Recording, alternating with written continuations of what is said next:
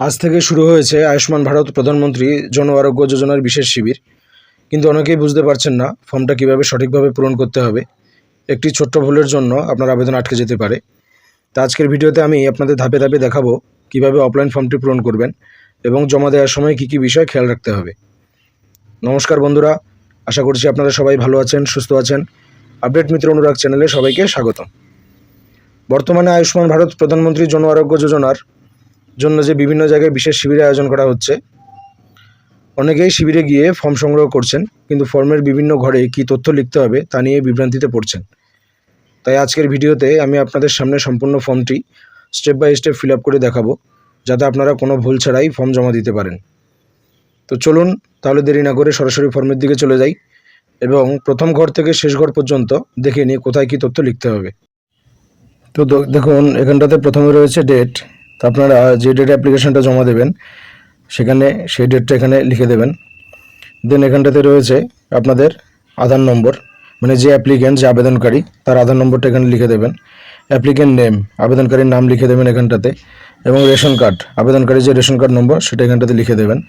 Ration কার্ডের যে category রয়েছে, আবেদনকারী কোন ক্যাটাগরিতে রেশন কার্ড রয়েছে, এসপিএসএস, পিএসএস, আরকেএসওয়াই, আরকেএসওয়াই2, আপনাদের ক্ষেত্রে যেটা হবে সেটা টিক দেবেন। টিক দেওয়ার পর এখানটাতে রয়েছে দেখুন আধার লিঙ্কড মোবাইল নাম্বার, মানে আবেদনকারীর যে আধার কার্ডের সঙ্গে মোবাইল নম্বর রয়েছে সেই মোবাইল নম্বর এখানটাতে দিয়ে দেবেন। আবেদনকারী যদি জেন্ডার দেবেন, যদি মেল হয় মেল দেবেন, ফিমেল হলে ফিমেল দেবেন, আদার্স হলে আদার্স দেবেন। ডেট অফ বার্থ, আবেদনকারীর আধার কার্ড অনুযায়ী যে ডেট অফ বার্থ রয়েছে সেই ডেট অফ বার্থ এখানে দিন, মাস এবং সাল অনুযায়ী লিখে দেবেন। এবার রয়েছে দেখুন ফুল অ্যাড্রেস, হাউস নম্বর অথবা স্ট্রিট অথবা ভিলেজ অথবা ওয়ার্ড, মানে ফুল অ্যাড্রেস লিখতে হবে। এখানটাতে আবেদনকারীর ফুল অ্যাড্রেস লিখে দেবেন। তারপরে চলে আসবে এখানে ডিস্ট্রিক্ট, আবেদনকারীর ডিস্ট্রিক্ট লিখে দেবেন। ব্লক, ব্লক লিখে দেবেন এদিকটাতে। এখানে গ্রাম পঞ্চায়েত বা ওয়ার্ড, গ্রাম পঞ্চায়েত লিখে দেবেন, গ্রাম পঞ্চায়েতের নাম অথবা ওয়ার্ড নম্বর কত, ওয়ার্ড নম্বর লিখে দেবেন। দেন ফ্যামিলি হেড নেম, আবেদনকারীর যে পরিবারের প্রধান রয়েছে তার নাম এখানে লিখে দেবেন।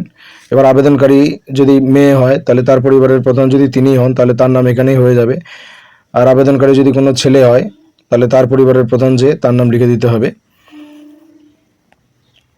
টোটাল ফ্যামিলি মেম্বার্স, পরিবারের সদস্য কতজন টোটাল তা লিখে দিবেন। এখানে প্যান নম্বর, এখানে প্যান নম্বর দিতে হবে আবেদনকারীর। দেওয়ার পরে দেখুন এখানটাতে রয়েছে ইলেকটোরাল ডিটেলস, ইফ অ্যাবাভ 18, যদি 18 বছরের উপরে হয় তাহলে তার ভোটার কার্ডের যাবতীয় তথ্য দিতে হবে। তো এপিক নম্বর দিয়ে দেবেন এখানে, ভোটার কার্ডের নম্বর। দেন এসি নম্বর, এখানটাতে বিধানসভার নম্বর, পার্ট নম্বর এবং সিরিয়াল নম্বর এটা লিখে দেবেন। লিখে দেওয়ার পর এখানটাতে রয়েছে দেখুন স্বাস্থ্যসাথী ডিটেলস। তা আবেদনকারী যদি স্বাস্থ্যসাথীর আওতায় থাকেন তাহলে স্বাস্থ্যসাথীর যে 17 ডিজিটের নম্বরটা রয়েছে সেই স্বাস্থ্যসাথীর নম্বর এখানটাতে লিখে দেবেন। এখানটাতে রয়েছে দেখুন এলিজিবিলিটি প্যারামিটার্স, মানে কী কী যোগ্যতা লাগবে আবেদনকারীর আয়ুষ্মান ভারতে আবেদন করার জন্য। তো এখানটাতে দেখুন রয়েছে অনলি ওয়ান রুম উইথ কাঁচা ওয়ালস অ্যান্ড কাঁচা রুফ, মানে আপনাদের যদি কাঁচা দেয়াল এবং কাঁচা ছাদযুক্ত একটি রুম থাকে তাহলে ইয়েস করবেন, আর যদি একের অধিক থাকে তাহলে নো করবেন। এখানে রয়েছে দেখুন no adult member between age 16 to 59, মানে 16 থেকে 59 বছরে যদি কোনো অ্যাডাল্ট মেম্বার না থাকে তাহলে সেক্ষেত্রে ইয়েস করবেন, আর যদি থাকে তাহলে নো করবেন। বন্ধুরা দিন দেখুন এখানে রয়েছে female headed household with no adult male member between age 16 to 59, অর্থাৎ যদি আপনাদের পরিবারের প্রধান নারী হয়ে থাকেন তাহলে সেখানে 16 থেকে 59 বছরের বয়সী কোনো প্রাপ্তবয়স্ক পুরুষ সদস্য নেই। তো যদি না থাকে তাহলে আপনারা এখানে ইয়েস করবেন, আর যদি থাকে তাহলে নো করবেন। তাহলে disabled member and no abled body adult member, অর্থাৎ প্রতিবন্ধী সদস্য রয়েছে কিন্তু কোনো কর্মক্ষম পুরুষ সদস্য নেই, তো সেক্ষেত্রে আপনারা ইয়েস করবেন, আর যদি থাকে তাহলে নো করবেন। আচ্ছা, এসসি এসটি হাউস হোল্ড, আপনি যদি এসসি বা এসটি পরিবার হয়ে থাকেন তো সেক্ষেত্রে ইয়েস করবেন, না হলে নো করবেন।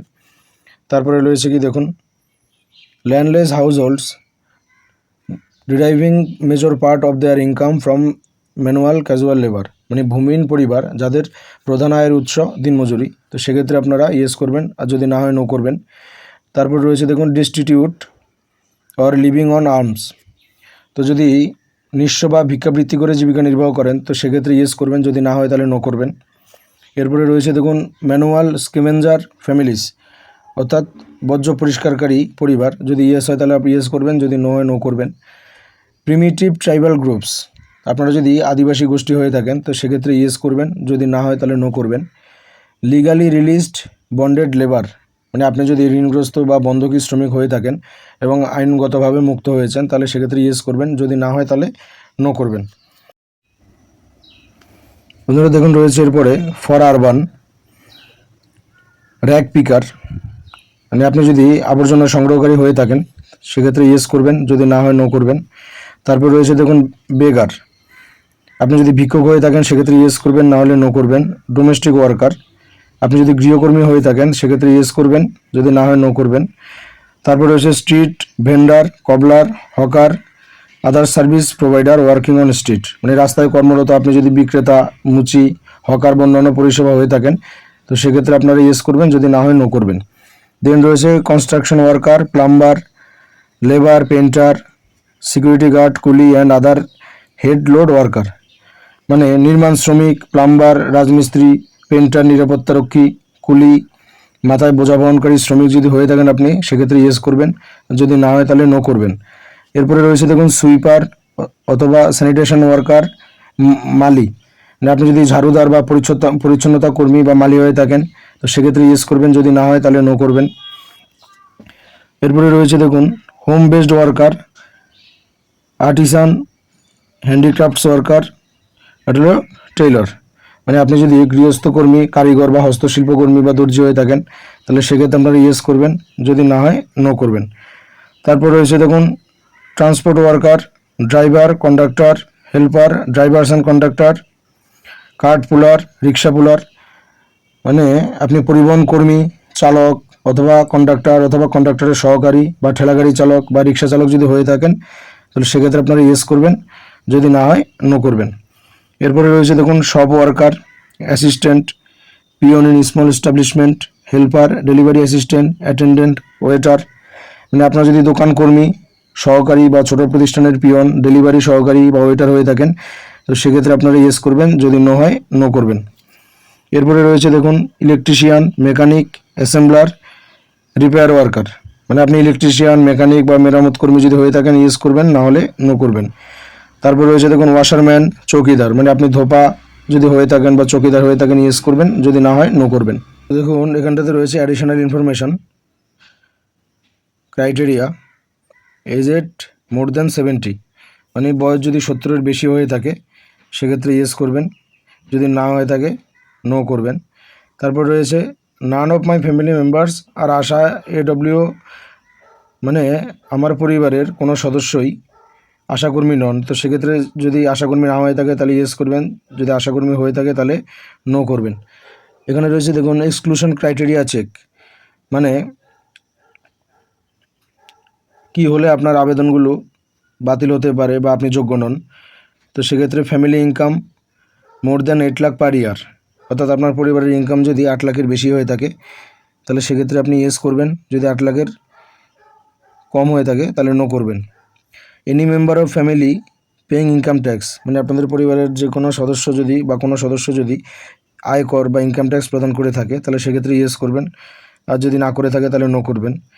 এখানটাতে রয়েছে দেখুন found in ASDD list for SIR BLA 2026 poll, মানে অ্যাডজুডিকেশন লিস্টে আপনার নাম রয়েছে কি না 2026-এর SIR-এ, যদি থাকে তাহলে ইয়েস করবেন, যদি না হয় নো করবেন। পেন্ডিং আন্ডার SIR অ্যাপ্লিকেড ট্রাইব্যুনাল, মানে ট্রাইব্যুনালে আপনার কেসটা SIR নিয়ে পেন্ডিং রয়েছে কিনা, যদি ইয়েস হয় ইয়েস করবেন, না হলে নো করবেন। পেন্ডিং CA অ্যাপ্লিকেশান, আপনি CA অ্যাপ্লিকেশান করেছেন কিন্তু আপনার অ্যাপ্লিকেশান পেন্ডিং রয়েছে, যদি তা হয় তাহলে ইয়েস করবেন, আর যদি না হয় তাহলে নো করবেন। Beneficiary name deleted from Annapurna Yojana beneficiary list, মানে অন্নপূর্ণা যোজনা থেকে আপনার নাম বাদ গেছে কিনা, তো এটা যেহেতু আপনি এখনও জানেন না তো সেহেতু আপনি এখানে নো করে দেবেন। বন্ধুরা দেখুন লাস্টে রয়েছে ডিক্লারেশন অ্যান্ড কনসেন্ট বেনিফিশিয়ারি, মানে আপনি এখানে যে সমস্ত তথ্যগুলো দিয়েছেন তার সবগুলো সঠিক, তো এর জন্য আপনাকে এখানে টিক বক্সে আপনি ক্লিক করবেন। টিক বক্সে ক্লিক করার পরে এখানে যে অ্যাপ্লিক্যান্ট রয়েছে অ্যাপ্লিক্যান্টের সিগনেচার করতে হবে, অ্যাপ্লিক্যান্টের আধার কার্ড নম্বর লিখতে হবে, এখানে অ্যাপ্লিক্যান্টের নাম লিখতে হবে, আবেদনকারীর রেশন কার্ডের নম্বর লিখতে হবে, আবেদনকারী কোন জেন্ডার, মেল, ফিমেল না আদার্স সেটা দিতে হবে, দেন ডেট অফ বার্থ, এখানে ডেট অফ বার্থ এন্ট্রি করতে হবে। তার পরবর্তী পেজে দেখুন এখানটাতে রয়েছে ফর অফিসিয়াল ইউজ অনলি, মানে এখানে আপনাদের কিছু করার দরকার নেই, এখানে যারা আধিকারিক রয়েছেন তারাই তা করবেন, এখানে বাকি যা রয়েছে। এবার দেখুন পরবর্তী পেজে রয়েছে আয়ুষ্মান ভারত প্রধানমন্ত্রী জন আরোগ্য যোজনা form for Vaya Vandana scheme for beneficiary aged more than 70 years, মানে এই অ্যাপ্লিকেন্ট যদি 70 বছরের বেশি হয় তো তাদের জন্য এই ফর্ম।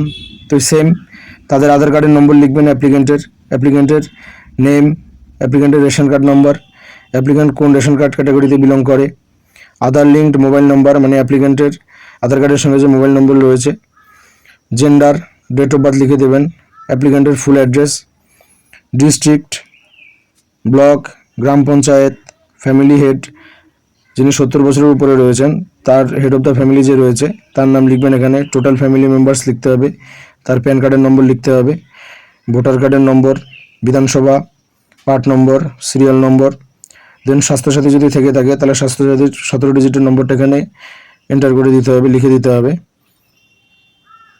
দেন এখানে আধার কার্ডের নম্বর, অ্যাপ্লিকেন্টের নেম, রেশন কার্ডের নম্বর, জেন্ডার, ডেট অফ বার্থ দিয়ে, তো ডেট অফ বার্থ দেওয়ার পরে পরবর্তী পেজে চলে আসবেন। এখানে দেখুন exclusion criteria check found in ASDD list for SIR, মানে 2026-এর যে এসআইআর রয়েছে এএসডিডি লিস্টে আপনার নাম আছে কি না, যদি থাকে তাহলে ইয়েস করবেন, যদি না থাকে নো করবেন। পেন্ডিং আন্ডার এসআইআর ট্রাইব্যুনালে আপনার কেসটি পেন্ডিং রয়েছে কি না এসআইআর এর, যদি ইয়েস হয় ইয়েস করবেন, নো হলে নো করবেন। পেন্ডিং সিএ অ্যাপ্লিকেশন, আপনি সিএ অ্যাপ্লিকেশন করেছেন কিন্তু তা পেন্ডিং রয়েছে, যদি ইয়েস হয় ইয়েস করবেন, যদি নো হয় নো করবেন। তারপরে ডিক্লারেশন দেবেন এখানে কনসেন্ট বক্সে টিক দিয়ে, যিনি অ্যাপ্লিক্যান্ট রয়েছেন তার সিগনেচার অথবা থাম ইমপ্রেশন দিতে হবে। দেওয়ার পরে আর কিছু করার দরকার নেই, এটুকু অফিসিয়াল ইউজ অনলি, মানে আধিকারিকটা করে নেবেন।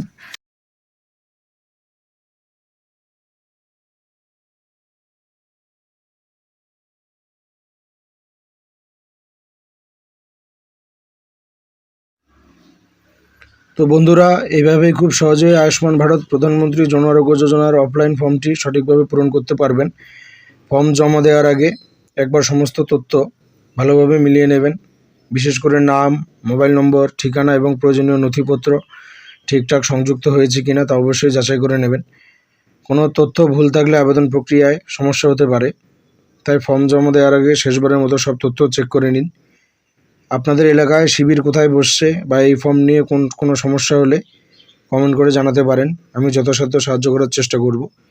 ভিডিওটি যদি আপনাদের উপকারে আসে তাহলে অবশ্যই একটি লাইক করবেন, বন্ধু ও পরিবারের সদস্যের সঙ্গে শেয়ার করবেন যাতে তারাও এই প্রকল্পের সুবিধা নিতে পারেন এবং সরকারি প্রকল্প